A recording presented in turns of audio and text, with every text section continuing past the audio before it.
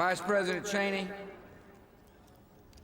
Mr. Chief Justice, President Carter, President Bush, President Clinton, members of the United States Congress, Reverend clergy, distinguished guests, fellow citizens.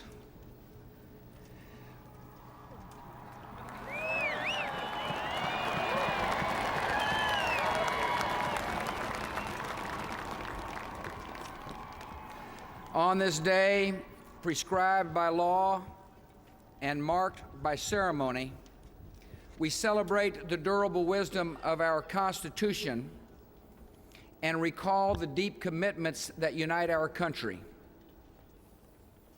I am grateful for the honor of this hour, mindful of the consequential times in which we live, and determined to fulfill the oath that I have sworn and you have witnessed.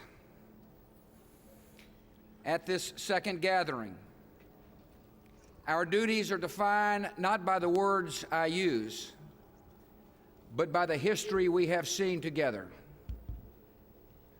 For a half a century, America defended our own freedom by standing watch on distant borders.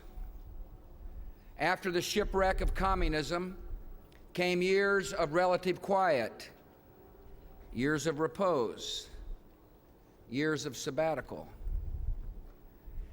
And then there came a day of fire. We have seen our vulnerability, and we have seen its deepest source. For as long as whole regions of the world simmer in resentment and tyranny, prone to ideologies that feed hatred and excuse murder, violence will gather and multiply in destructive power and cross the most offended borders and raise a mortal threat. There is only one force of history that can break the reign of hatred and resentment and expose the pretensions of tyrants and reward the hopes of the decent and tolerant, and that is the force of human freedom.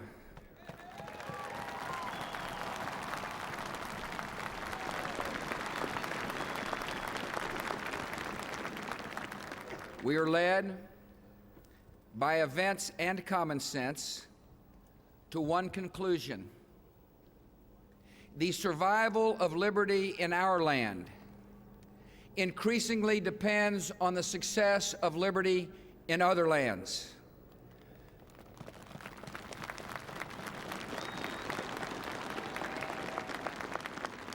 The best hope for peace in our world is the expansion of freedom in all the world.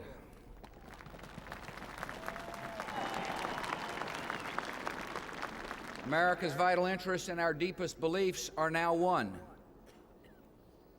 From the day of our founding, we have proclaimed that every man and woman on this earth has rights and dignity and matchless value because they bear the image of the Maker of heaven and earth.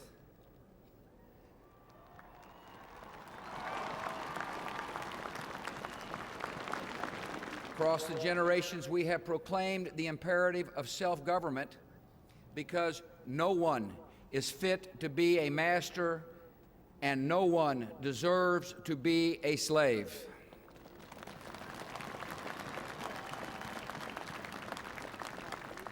Advancing these ideals is the mission that created our nation. It is the honorable achievement of our fathers. Now it is the urgent requirement of our nation's security and the calling of our time. So it is the policy of the United States to seek and support the growth of democratic movements and institutions in every nation and culture with the ultimate goal of ending tyranny in our world.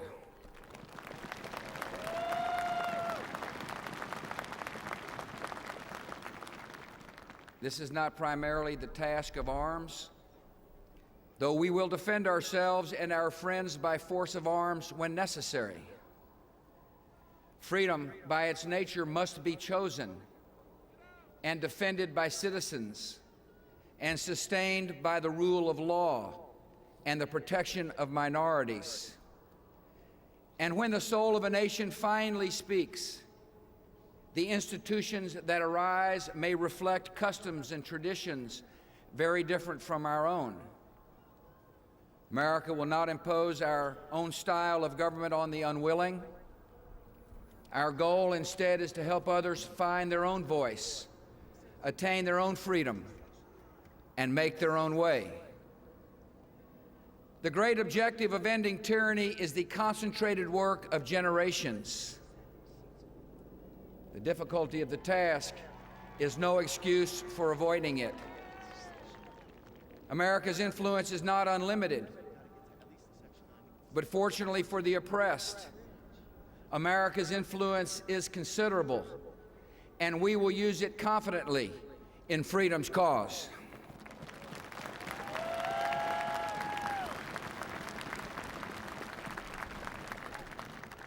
My most solemn duty is to protect this nation and its people from further attacks and emerging threats. Some have unwisely chosen to test America's resolve and have found it firm.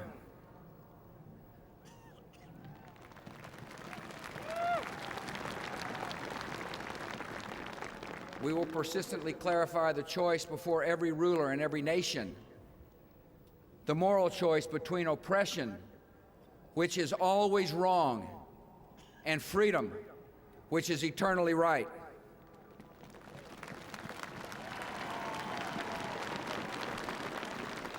America will not pretend that jailed dissidents prefer their chains, or that women welcome humiliation and servitude, or that any human being aspires to live at the mercy of bullies.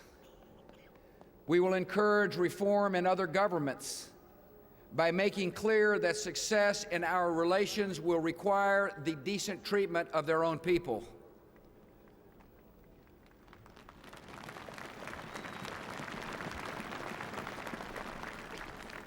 America's belief in human dignity will guide our policies. Yet rights must be more than the grudging concessions of dictators. They are secured by free dissent and the participation of the governed. In the long run, there is no justice without freedom, and there can be no human rights without human liberty.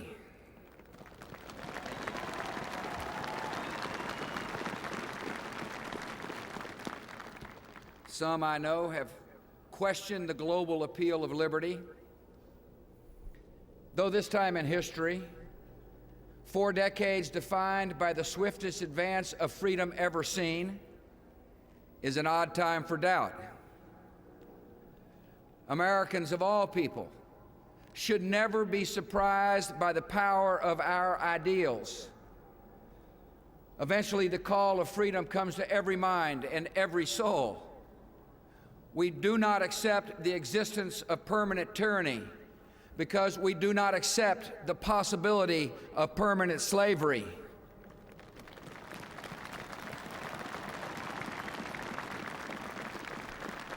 Liberty will come to those who love it. Today, America speaks anew to the peoples of the world. All who live in tyranny and hopelessness can know the United States will not ignore your oppression or excuse your oppressors. When you stand for your liberty, we will stand with you.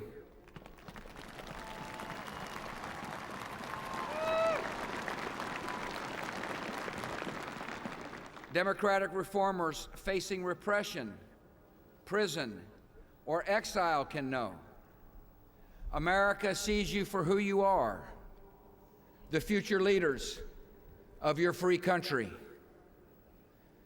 The rulers of outlaw regimes can know that we still believe, as Abraham Lincoln did, those who deny freedom to others deserve it not for themselves, and under the rule of a just God cannot long retain it.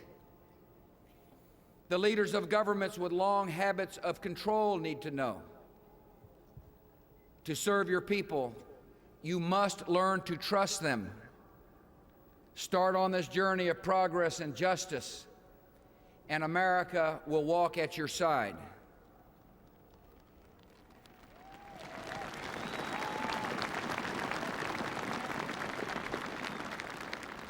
And all the allies of the United States can know.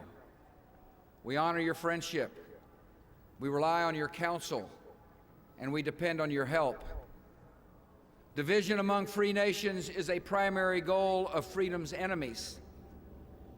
The concerted effort of free nations to promote democracy is a prelude to our enemies' defeat. Today, I also speak anew to my fellow citizens.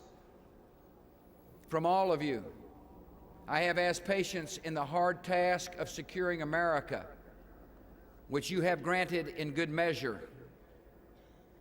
Our country has accepted obligations that are difficult to fulfill and would be dishonorable to abandon. Yet because we have acted in the great liberating tradition of this nation, tens of millions have achieved their freedom.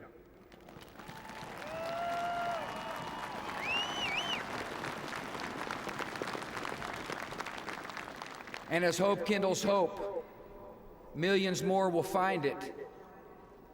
By our efforts, we have lit a fire as well, a fire in the minds of men. It warms those who feel its power. It burns those who fight its progress. And one day, this untamed fire of freedom will reach the darkest corners of our world.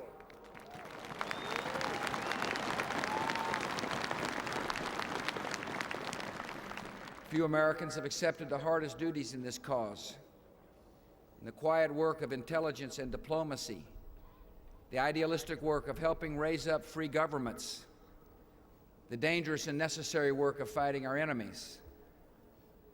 Some have shown their devotion to our country in deaths that honored their whole lives, and we will always honor their names and their sacrifice.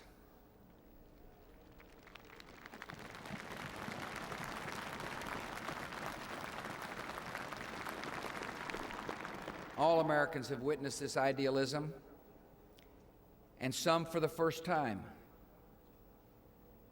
I ask our youngest citizens to believe the evidence of your eyes. You have seen duty and allegiance in the determined faces of our soldiers. You have seen that life is fragile, and evil is real, and courage triumphs. Make the choice to serve in a cause larger than your wants, larger than yourself. And in your days, you will add not just to the wealth of our country, but to its character.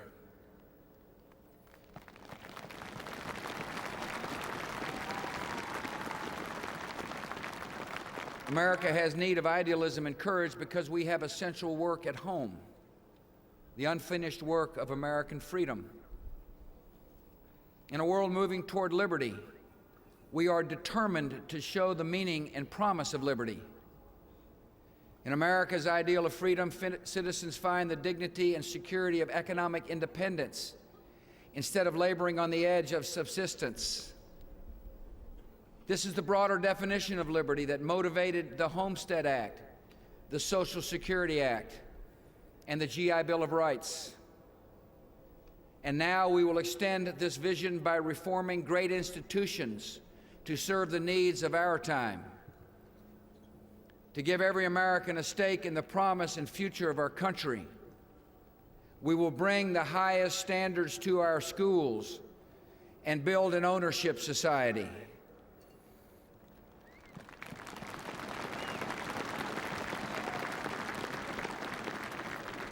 We will widen the ownership of homes and businesses, retirement savings, and health insurance, preparing our people for the challenges of life in a free society. By making every citizen an agent of his or her own destiny, we will give our fellow Americans greater freedom from want and fear and make our society more prosperous and just and equal.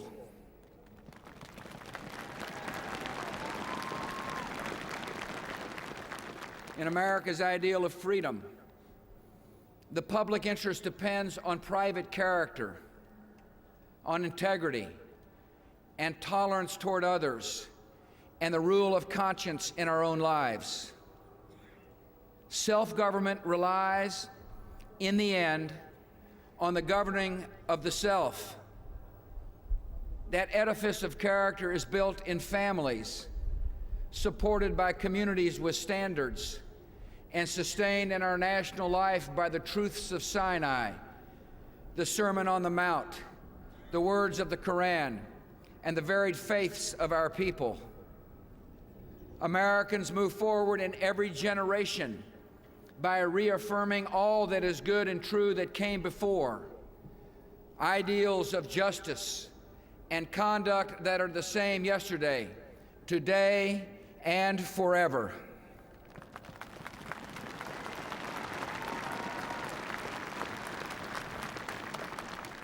In America's ideal of freedom, the exercise of rights is ennobled by service and mercy and a heart for the weak.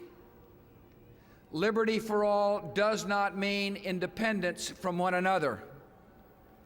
Our nation relies on men and women who look after a neighbor and surround the lost with love. Americans at our best value the life we see in one another and must always remember that even the unwanted have worth.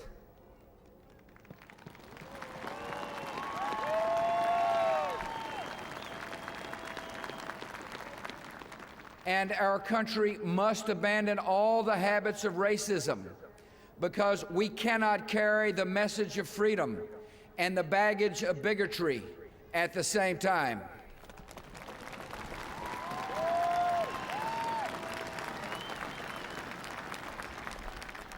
From the perspective of a single day, including this day of dedication, the issues and questions before our country are many.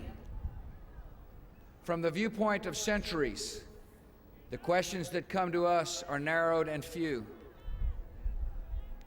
Did our generation advance the cause of freedom? And did our character bring credit to that cause?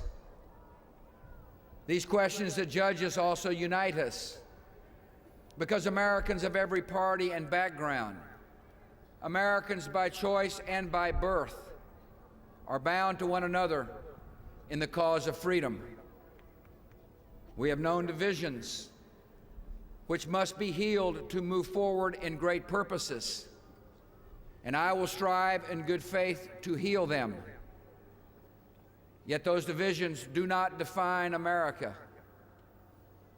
We felt the unity and fellowship of our nation when freedom came under attack, and our response came like a single hand over a single heart.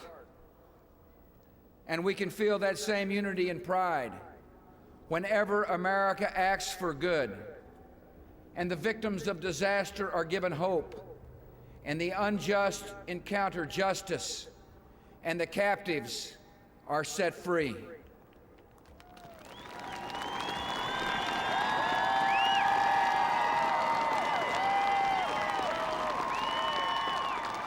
We go forward with complete confidence in the eventual triumph of freedom, not because history runs on the wheels of inevitability.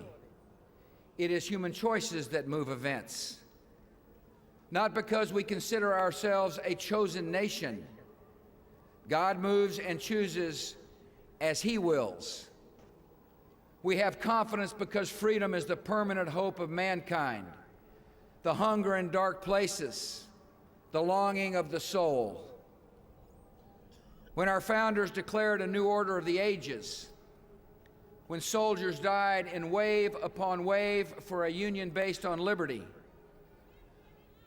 when citizens marched in peaceful outrage under the banner Freedom Now, they were acting on an ancient hope that is meant to be fulfilled.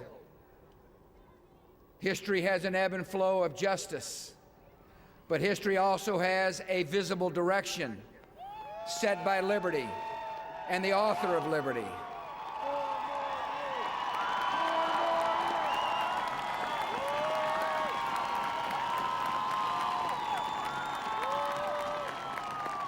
When the Declaration of Independence was first read in public and the Liberty Bell was sounded in celebration, a witness said it rang as if it meant something.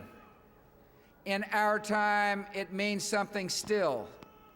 America in this young century proclaims liberty throughout all the world and to all the inhabitants thereof.